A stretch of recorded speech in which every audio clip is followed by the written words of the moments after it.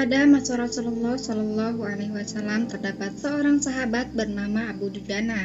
Setiap usai menjalankan ibadah sholat berjamaah subuh bersama baginda Nabi, Abu Dujana selalu tidak sabar. Ia terburu-buru pulang tanpa menunggu pembacaan doa yang dipanjatkan Rasulullah selesai.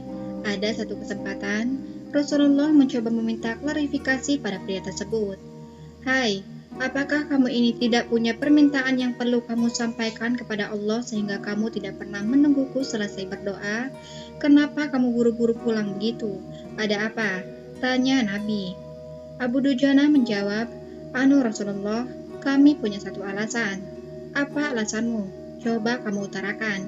Perintah baginda Nabi. Begini, kata Abu Dujana memulai menguraikan jawabannya.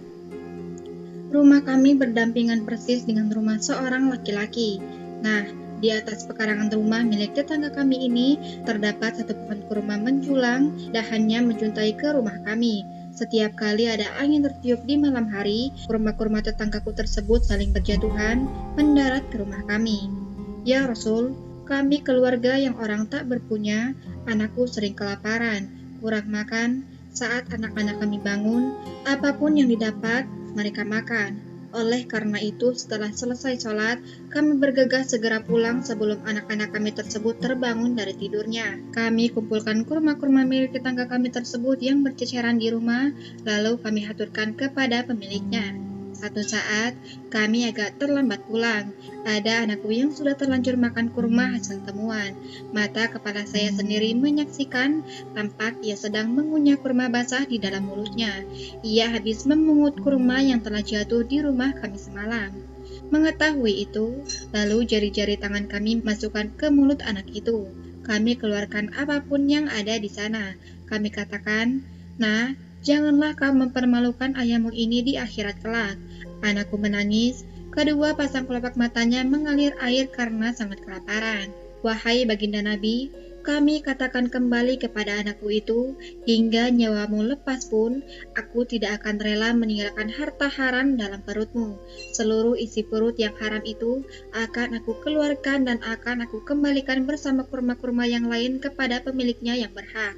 Pandangan mata Rasulullah Shallallahu Alaihi Wasallam sontak berkaca-kaca, lalu butiran air mata mulianya berderai begitu deras. Baginda Rasulullah Muhammad Shallallahu Alaihi Wasallam mencoba mencari tahu siapa sebenarnya pemilik pohon kurma yang dimaksud Abu Dujana dalam kisah yang ia sampaikan di atas. Abu Dujana pun kemudian menjelaskan pohon kurma tersebut adalah milik seorang laki-laki munafik. Tanpa basa-basi, baginda Nabi mengundang pemilik pohon kurma itu. Rasul lalu mengatakan, Bisakah jika tidak aku minta kamu menjual pohon kurma yang kamu miliki itu, aku akan membelinya dengan 10 kali lipat dari pohon kurma itu sendiri. Pohonnya tersebut dari batu zamrud berwarna biru, disirami dengan emas merah, tangkainya dari mutiara putih. Di situ tersedia bidadari yang cantik jelita sesuai dengan hitungan buah kurma yang ada. Begitu tawar Rasulullah Shallallahu Alaihi Wasallam. Pria yang dikenal sebagai orang munafik ini lantas menjawab dengan tegas, Saya tak pernah berdagang dengan memakai sistem jatuh tempo. Saya tidak mau menjual apapun kecuali dengan uang kontan dan tidak dipakai janji kapan-kapan.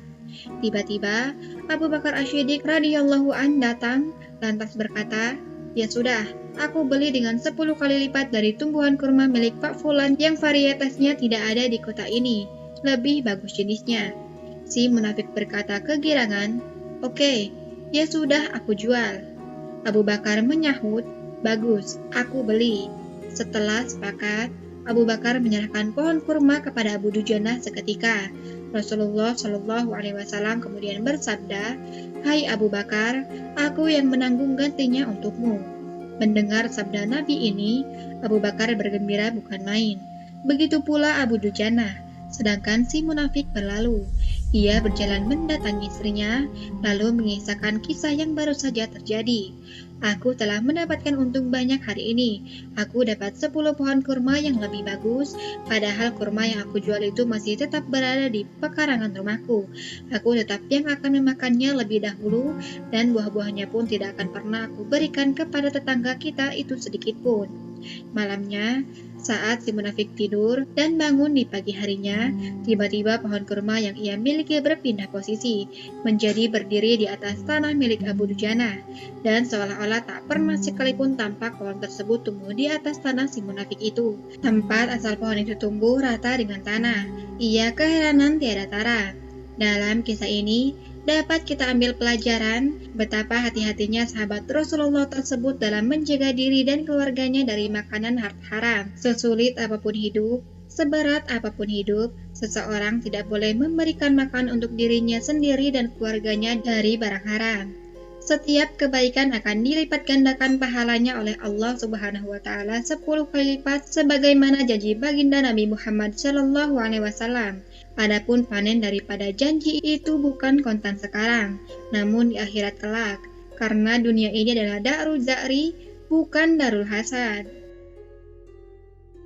Sekian video kita kali ini. Jika kalian suka, silahkan share sebanyak-banyaknya, like dan juga subscribe channel Sigea TV agar mendapatkan video terbaru dari Sigea TV. Salam Sigea TV.